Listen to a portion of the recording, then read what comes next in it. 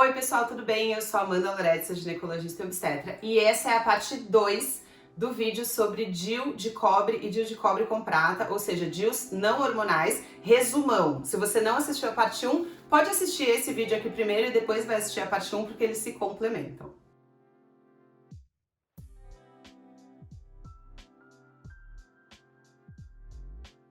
Já deixa um like aqui no vídeo e se você não é inscrito no canal, já se inscreve e ativa o sininho, porque daí você sempre fica sabendo dos vídeos novos que surgem por aqui. E me sigam nas outras redes sociais, que eu tô sempre postando bastante conteúdo sobre saúde da mulher, sexualidade, obstetrícia e gineco, principalmente ginecologia natural, que tem até a ver um pouco com esse vídeo, né, falando sobre como evitar gravidez usando métodos que não afetam os seus hormônios e não bloqueiam o seu ciclo menstrual, como o DIU não hormonal, DIU de cobre ou DIU de cobre com prata. No vídeo 1, eu falei pra vocês o que é o DIU, aonde ele fica, o que é o DIU estar no lugar e não estar no lugar, um pouquinho sobre o mito dele não ser seguro, mas a gente vai abordar mais sobre isso agora, como ele age, o que ele faz no corpo para evitar a gravidez e quais são os possíveis efeitos colaterais que você pode ter e os que você com certeza não vai ter ao colocar um DIU não hormonal. Agora vamos começar esse vídeo falando sobre segurança, taxa de efetividade e taxa de falha. Vou começar falando, na verdade, que tem um vídeo em que eu explico em detalhes sobre uma coisa que chama índice de Pearl, que é a forma como a ciência calcula a taxa de falha dos métodos anticoncepcionais.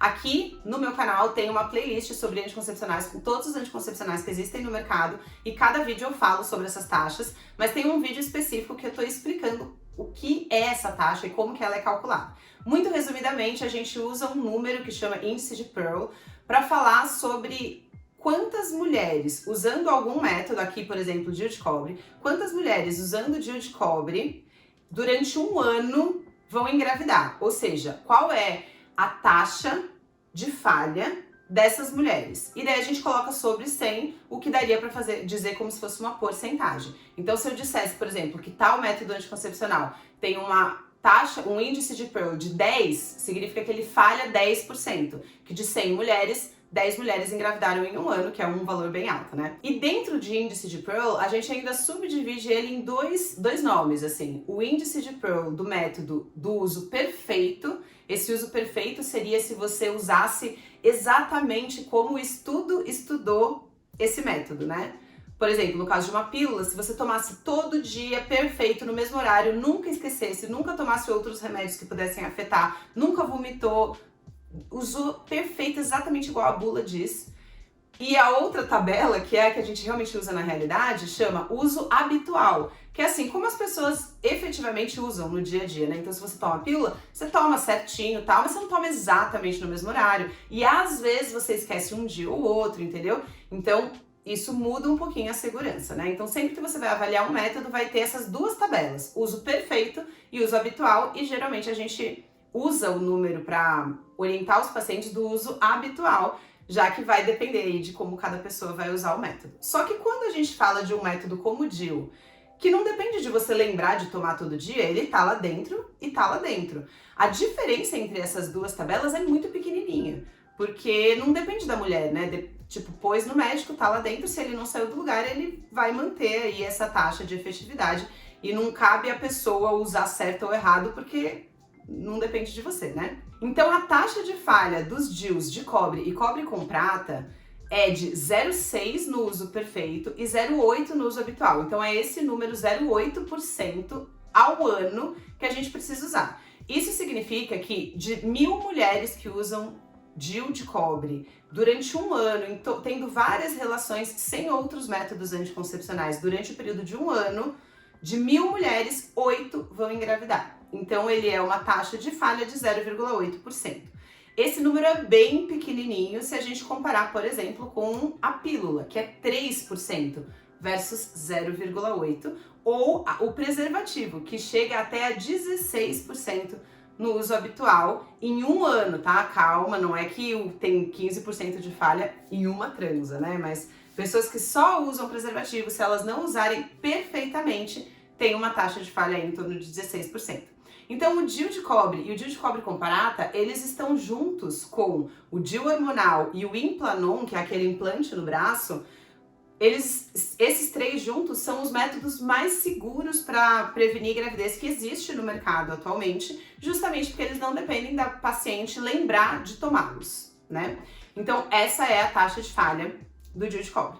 Esse mito de que é super fácil de engravidar com DIU de cobre, isso é uma mentira. Eu já falei um pouco disso no primeiro vídeo. Isso pode acontecer se o DIU estiver fora do lugar. Mas se ele estiver no lugar e você faz o seu controle direitinho, se você aprender a como palpar o seu fio do DIU, que é uma forma de você também, sozinha, ir se certificando se ele tá igual, se ele não mudou de posição. Vou deixar aqui no card o vídeo também sobre como palpar seu fio do DIU, que tem aqui no meu canal. Você não vai engravidar com o DIU de cobre com ele no lugar. Isso é raríssimo, é coisa assim, muito raro mesmo.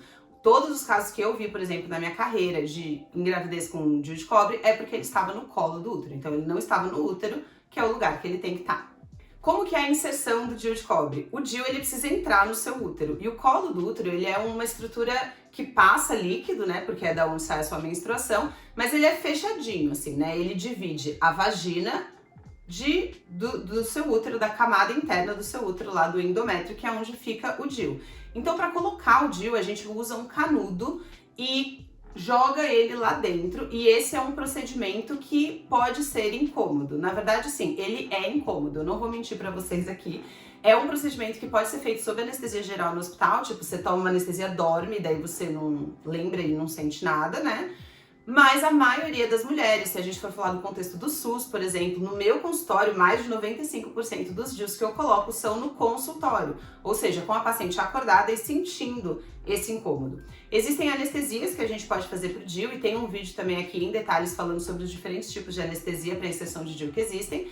Existem outras coisas, tipo tomar remédio, colocar um DIU menorzinho e colocar com um médico que tem bastante experiência de inserção de DIU no consultório. Essas são algumas coisas que você pode fazer para minimizar o seu incômodo, mas no final das contas você vai ter que avaliar custo, porque é muito mais barato colocar no consultório do que no hospital, acesso, porque se for no SUS nem tem a possibilidade de colocar com anestesia, então quem depende do SUS vai colocar sem anestesia eu digo acordada no consultório, né?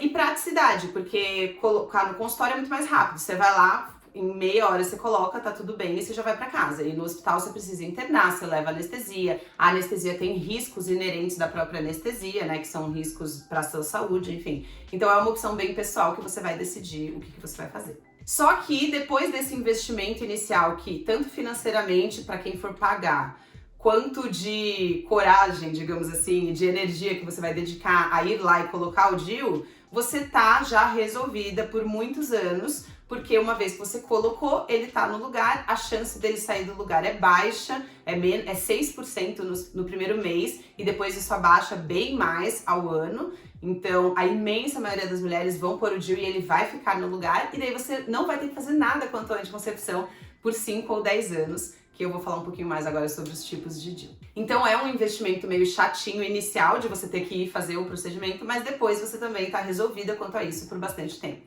O DIU de cobre clássico, ele é um DIU que está no mercado há muitos anos, há mais de 40, 50 anos, que é o DIU que eu tenho, e ele tem a parte de plástico e tem só o metal cobre.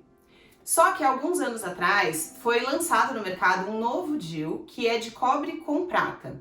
Apesar de existir esse boato de muitas pacientes e alguns médicos acharem isso também, que o DIU de cobre com prata ele causa menos efeitos colaterais de sangramento e cólica do que o DIU de cobre clássico, isso não é comprovado pela ciência. Os estudos não mostram essa diferença, mostram que ambos podem ter esses efeitos colaterais que para ambos geralmente são discretos. Mas existe esse boato, tanto que, por exemplo, pelo sim ou pelo não, como o DIU de cobre com prata, ele pode causar menos efeitos colaterais, segundo algumas pessoas. Eu, por exemplo, no meu consultório acabo optando mais por ele. E eu também gosto mais de usar o mini, que é menorzinho e, portanto, isso pode gerar menos desconforto na inserção do que o DIU de tamanho normal. Existem diversos tamanhos, tanto do de cobre quanto o de cobre com prata, dos DIUs. Então tem os DIUs de tamanho normal e tem os minis. Tem o DIU de cobre com prata também de tamanho normal e mini. E além disso, existem formatos diferentes do DIU de cobre. A gente tem esse formato de T, que é o mais comum, mas tem também esse formato de guarda-chuva, que poderia ser uma opção para pacientes que tiveram um deslocamento de um T anterior. Tipo, você pôs um DIU em formato T, que é o mais comum, ele saiu do lugar e você quer pôr de novo. Uma das coisas que você pode fazer para reduzir a chance de expulsão seria colocar esse modelo de guarda-chuva, que é mais chatinho de pôr e tirar, mas que ele também tem menos chance de deslocar. Então, algumas mulheres optam por esse modelo quando já tiveram, por exemplo, um deslocamento anterior. Eu, como médica, opto sempre como primeira opção pelo modelo T, porque a inserção dele é mais tranquila. Então, a diferença de cobre para cobre com prata, segundo a ciência, não tem diferença, mas segundo a prática e algumas pacientes e alguns médicos, há essa diferença de que, teoricamente, o DIU de cobre com prata poderia causar menos efeitos colaterais de sangramento e cólica do que o DIU de cobre clássico. Então fica aí ao seu critério. No SUS não tem o DIU de cobre com prata, tem só o DIU de cobre clássico, mas que é um método maravilhoso, é o método que eu tenho. Eu, apesar de ter acesso ao outro, eu tenho um DIU de cobre clássico, porque na época eu quis usar esse, que é o que eu já conhecia há mais tempo e confio há mais tempo. E uma outra diferença desses dois tipos é que o DIU de cobre clássico, ele dura 10 anos no máximo, e o DIU de cobre com prata, ele dura 5 anos. Então, se você é uma pessoa jovem, por exemplo, de 22 anos, e você acha que você só vai querer engravidar depois dos 32, às vezes vale a pena você colocar o de 10 anos, porque é mais tempo que você precisa sem ficar pensando nisso, né? Que você vai ter ele sem ter que tirar e pôr de novo após 5 anos. Então, tem vários detalhezinhos que você vai pensar na sua situação, o que você acha que é a melhor. Para retirar o DIU é muito mais simples do que para pôr, então, às vezes a pessoa pôs o DIU e teve bastante dor, foi bem desconfortável e daí fica morrendo de medo de tirar, mas para tirar é muito rápido, é tipo um centésimo de segundo, é tipo, dá um sustinho assim e já tirou, e você não fica com cólica depois, porque quando você coloca, o seu útero ele tá com um corpo estranho ali dentro, então pode ser que você fique com um pouquinho de cólica 2 dias depois, assim. Quando você tira, realmente não. Tem gente que nem sente e tem gente que sente uma pontadinha assim e daí acabou e não sente nada depois. Acho que eu falei as coisas principais sobre os DIUs não hormonais. Eu tenho, como eu falei, né, que eu ia dar um resuminho aqui, eu coloquei o meu DIU há 5 anos mais ou menos, eu coloquei no consultório sem anestesia e sem fazer nada de diferente assim. Eu achei, pra mim, não foi uma dor intensa, se eu fosse dar uma nota, eu diria que é uma nota 6. É uma dor incólica da inserção, né, que você sente tipo uma cólica forte, mas é tão rápido, gente, demora tipo 40 segundos pra colocar. É muito rápido mesmo. E desde que eu coloquei, eu nunca tinha tido cólica, hoje em dia eu tenho um discreto desconforto, assim, que eu tomo tipo chá e uso bolsa de água quente, nunca tomo remédio, não tive aumento de fluxo, meu fluxo mesmo hoje em dia com o DIU é um fluxo pequeno, então eu sou muito bem adaptada, não tenho escape, não tenho nenhum efeito colateral, acho ótimo, não tive problema nenhum com ele, mas como eu atendo muitas mulheres que têm DIU de cobre, eu já vi de tudo, a maioria é como eu e se adapta super bem, mas tem algumas pessoas que começam a ter, por exemplo, corrimento de repetição, que tem muito aumento de cólica ou fluxo, mas realmente é a minoria, é bem raro, na verdade. A maioria das pacientes, principalmente se você dá uma estudada sobre isso, tem paciência para passar pelo período de adaptação, costuma ser um método muito bem tolerado, assim.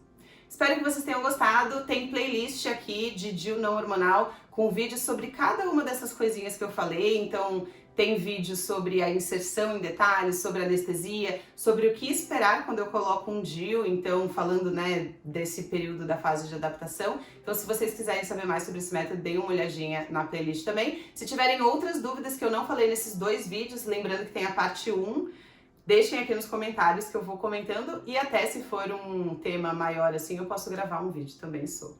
Espero que tenham gostado e até o próximo vídeo.